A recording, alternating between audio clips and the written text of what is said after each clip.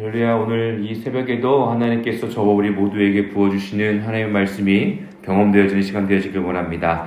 이제 사울이 왕이 되었습니다. 사울이 왕이 되었는데 계속 좀 짚어볼 이야기는 사울이 분명히 아주 연약한 자였습니다. 그 집안이 아주 든든하고 단단한 어떻게 보면 좀 재력가였음에도 불구하고 그의 마음 가운데는 아주 작은 베냐민 지파 중에 그리고 더 작은 기스의 아들입니다 라고 이야기를 했고, 분명히 기름 부으심을 받고 하나님께서 사무엘을 통하여서 이스라엘의 왕이 될 것에 대해서 말씀하셨음에도 불구하고 그는 이제 제비 뽑히지 않습니까? 12지파 중에서도 뽑혀서 왕이 되었음에도 불구하고 짐들 사이에 숨어 있었던 자입니다. 하지만 성령에 의해서 감동이 되어져서 하나님의 그와 함께 하시는 것을 그가 체험하고 그의 마음이 변화되어서 암몬을 어떻습니까? 전쟁 가운데서 무찌르는 은혜를 경험하게 되어집니다. 어찌 보면 하나님께서 그의 마음을 바꾸어 주시고 하나님께서 택하신 왕으로서 위엄을, 권위를 세워주신 시간이었죠. 분명히 주변에 있던 사람들도 도대체 어떻게 사울이 왕이 될 수 있느냐라는 이야기가 나왔다라고 기록되어져 있는 것을 보면 분명히 사울을 업신여기는 사람들도 있었고 겁쟁이라는 생각을 가지고 있었던 사람도 있었을 겁니다. 하지만 하나님께서 그를 들어서 사용하셨고 왕이 되게 허락하셨습니다. 그래서 이제 오늘 말씀에 보면은 사울이 이제 왕이 될 때에 40세라라고 기록되어 있습니다. 그리고 이스라엘을 다스린 지 이제 2년이 지났습니다. 그래서 이제 그가 사람들을 선택하여서 이제 각 성읍으로 나아가서 지키게 하는 모습들을 기록하고 있는데요. 요나단과 함께 베냐민 기브아에 있게 하고 남은 백성은 각기 장막으로 보내기 시작합니다. 그런데 요나단, 사울의 아들이 게바에 있는 블레셋 사람 수비대를 칩니다. 3절에 그렇게 기록되어 있죠. 갑자기 어떤 평안하게 잘 나라를 2년 동안 다스리고 있었는데 자신의 아들인 요나단이 블레셋을 먼저 선공으로 건드린 겁니다. 그랬을 때 블레셋 사람들이 그 이야기들을 당연히 듣게 되겠죠. 그 이야기를 듣게 되어서 사울이 온 땅에 나팔을 불러 이름에 히브리 사람들이 들었습니다. 들으라 이렇게 이야기합니다. 이제 사울이 이제 블레셋 사람들의 수비대 친 것과 이스라엘이 블레셋 사람들의 미움을 이제 받게 되었다함을 듣고 그 백성이 길갈로 모여 사울을 따릅니다. 그래도 이 시간까지만 해도 이제 블레셋과의 전쟁을 대비하는 이스라엘의 모습이 기록되어 있어요. 그런데 5절의 말씀에 보면요, 블레셋 사람들의 어떤 그 병력이 어마어마하다라고 기록되어 있습니다. 5절 중반절에 보면 병거가 3만이요 마병이 6,000명이요 백성은 해변의 모래같이 많더라. 그들이 올라와 베다웬 동쪽 믹마스에 진침해라고 기록되어 있죠. 이제 이스라엘 백성들이 사울의 그 나팔 소리와 이제 이스라엘 백성들이 준비를 하고 뭔가 이제 전쟁을 준비해야겠다라는 생각을 가지고 나와서 보니 블레셋 사람들의 수가 어마어마합니다. 해변에 모래알과 같다라는 표현을 이 구약 성경에 아주 자주 등장하지 않습니까? 아주 많은 인원을 이야기할 때 사용하는 표현이죠. 정말 아주 많은 많은 군대들이 이제 모여 있는 모습을 보고 이스라엘 백성들이 9절에 6절에 보면 위급함을 보고 그들이 이제 마음이 절박합니다. 그래서 선택한 것이 굴과 수풀과 바위 틈과 은밀한 곳과 웅덩이에 숨었습니다. 숨은 데서 끝난 것이 아니라요. 그들은 7절에 보면 이제 어떤 사람들은 갓과 길르앗 땅으로 도망갑니다. 그리고 사울은 아직 길갈에 있었습니다. 그리고 그를 따른 모든 백성은 떨고 있었습니다. 어디엔가 굴과 수풀과 숨어있던 사람들과 또한 이제 도망갔던 사람들, 하지만 길갈에 여전히 사울과 함께 남아있던 자들은 두려워 떨고 있었던 것이죠. 전쟁 가운데 나아갔을 때요, 분명히 상대방의 어떠한 힘을 보고 두려울 수 있습니다. 마음이 흔들릴 수 있습니다.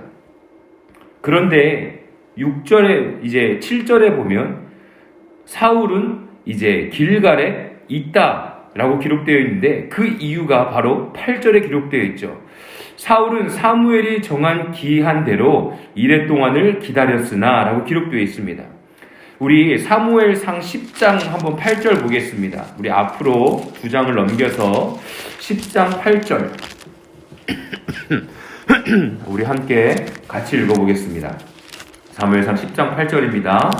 시작. 너는 나보다 앞서 길갈로 내려가라. 내가 내게로 내려가서 번제와 화목제를 드리리니 내가 내게 가서 내게 행할 것을 가르칠 때까지 7일 동안 기다리라. 아멘. 보면요, 사무엘이 사울에게 말한 거예요. 길갈에 내려가가지고 먼저 그곳에서 7일 동안 기다리십시오. 내가 당신에게 가르칠 것이 있습니다. 라고 이야기합니다. 이제 그리고 그곳에서 내가 사무엘 선지자가 가서 번제와 화목제를 드리면서 예배를 드리고 당신에게 알려드릴 것이 있으니 당신은 7일 동안 그곳에서 기다리십시오라고 이야기하는 거예요. 그래서 이제 사무엘의 이야기를 듣고 지금 7절에 보면 그가 그 두려움 가운데 떨고 있는 사람들, 혼비백산에서 도망가고 숨어있는 그 상황에서도 길갈에 남아 있습니다.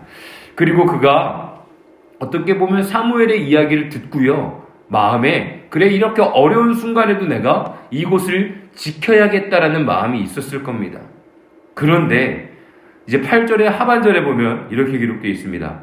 사무엘이 길갈로 오지 아니하매 백성이 사울에게서 흩어지는지라.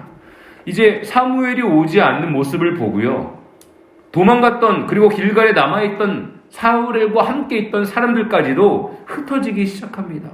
그 모습을 보고요, 사울의 마음이 완전히 무너집니다. 그리고 9절에 이렇게 기록되어 있죠. 사울이 이르되 번제와 화목제물을 이리로 가져오라 하여 번제를 드렸더니 번제를 드리기를 마치자 사무엘이 온지라. 사울의 마음이 조급합니다. 다급합니다. 이 눈앞에 블레셋 군대들이 지금 3만 명이나 있고 병거가 3만 명이요, 마병이 6천 명이요, 아주 수많은 사람들이 그곳에 모여 있어서 우리를 고칠 것 같은데 7일이 지났습니다. 자신이 생각했을 때는 사무엘 선지자가 약속을 어긴 것처럼 느끼지 않았겠습니까? 무너지는 마음이 생깁니다. 불안합니다. 분명히 그가 기다리라고 했는데 사무엘 선지자가 번제와 화목제를 드리고 그곳에서 나에게 가르칠 것이 있다라고 말씀하셨는데 그는 왕으로서 흔들리는 그 순간에 선택한 것이 바로 자신이 번제와 화목제를 드리고 제사를 드리게 된 것이죠. 근데 번제를 드리기를 마치자마자 사무엘이 그곳에 도착합니다. 이것이 큰 죄가 되지 않습니까? 하나님께서 사무엘을 통하여서 분명히 기다리게 하시고 사무엘 선지자가 제사를 드릴 것에 대해서 말씀하셨는데 사울은 자신이 선택하고 자신의 상황 가운데 놓여져 있는 순간에 분명히 제사를 드리는 것이 옳다라고 생각했던 것이죠. 그래서 11절에는 사무엘이 사울을 꾸짖기 시작합니다.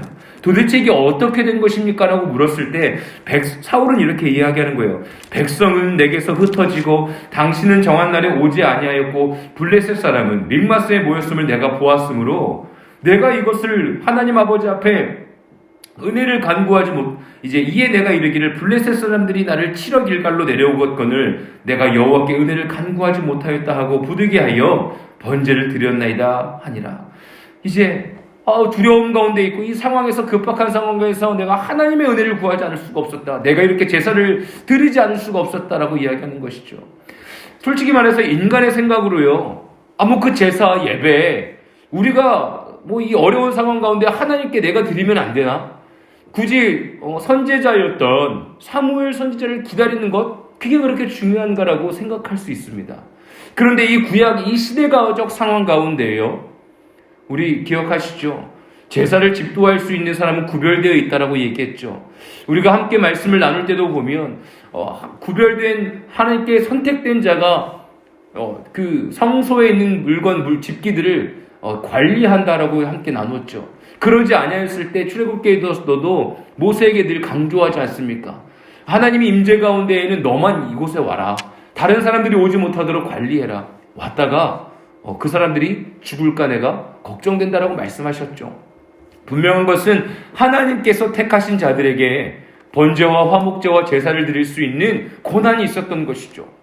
어찌 보면요, 하나님께서는 사울의 그 상황 가운데에, 흔들리는 마음 가운데에 하나님을 신뢰하고 기다리게 하시고 하나님의 뜻이 이루어지는 그 순간들을 아마 테스트하셨을 수도 있겠다는 생각이 들어지지 않습니까? 분명한 것은 사무엘이 이렇게 이야기합니다. 13절입니다. 사무엘이 사울에게 이르되 왕이 망령되이 행하였다라고 이야기합니다. 망령되이 행하였다라고 이야기합니다. 그리고 왕이 하나님 여호와께 왕에게 내리신 그 명령을 지키지 아니하였다. 그리하였더라면 여호와께서 이스라엘을 위하여 왕의 나라를 영원히 세우셨을거니언을 이렇게 말씀하고 계십니다.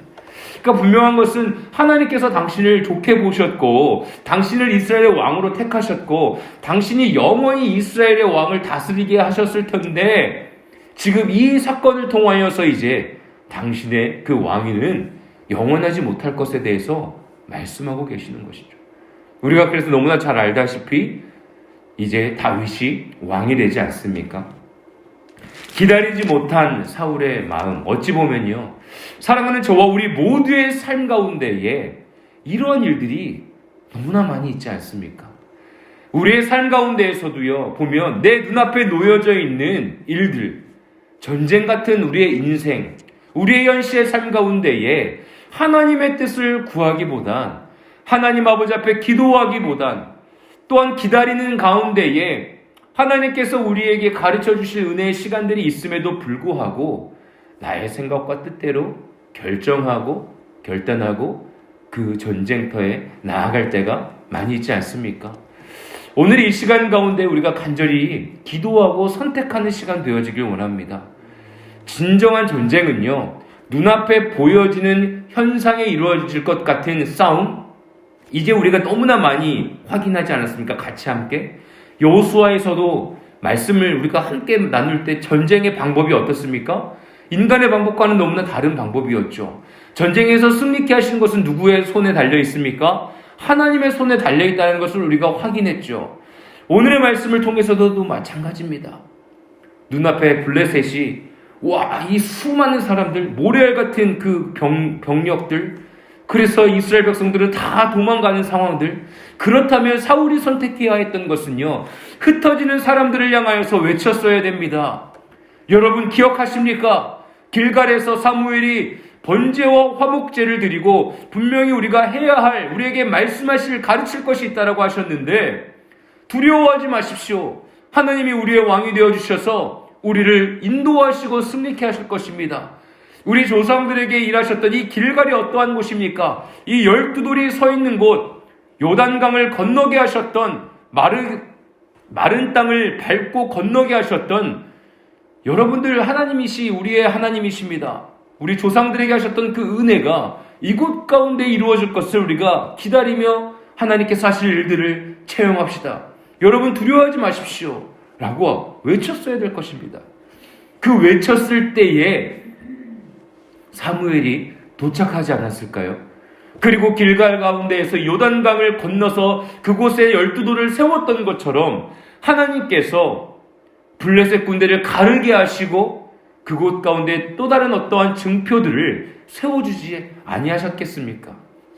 사랑하는 저와 우리 모두의 마음 가운데에 하나님을 신뢰하고 하나님을 정말로 의지하고 나의 구세주로 모셔드렸다면 나의 인생 가운데에 일어나는 그 일들, 현상들에 우리의 마음이 흔들리는 것이 아니라, 그래서 내가 주인이 되어서 내 삶을 인도하고 번제와 화목제를 내 임의대로 드리는 것이 아니라 하나님의 때에 하나님이 주시는 방법으로, 그리고 하나님이 주셨던 예수 그리스도의 십자가의 보혈의 은혜로 번제를 드리고 화목제를 드릴 수 있는 저와 우리 모두가 되시길 예수님의 이름으로 축복합니다. 번제와 화목제요, 우리의 죄가 덮어지는 시간입니다. 하나님 아버지 앞에 화목제, 하나님과의 관계가 회복되어지며 기쁨으로 감사함으로 드려지는 그 제물, 예수 그리스도께서 담당하신 그 십자가의 은혜가 저와 우리 모두의 삶의 주인이요, 인도자요, 승리자가 되시길 예수님의 이름으로 간절히 축복합니다. 그리하여서 우리의 삶 속에 있는 영적인 전쟁 늘 승리하며 맛보며 체험하며 하나님의 영광의 은혜, 기쁨의 은혜가 풍성하게 경험되어지시는 저 우리 모든 성도님들 되시기를 예수님의 이름으로 간절히 축복합니다. 아멘.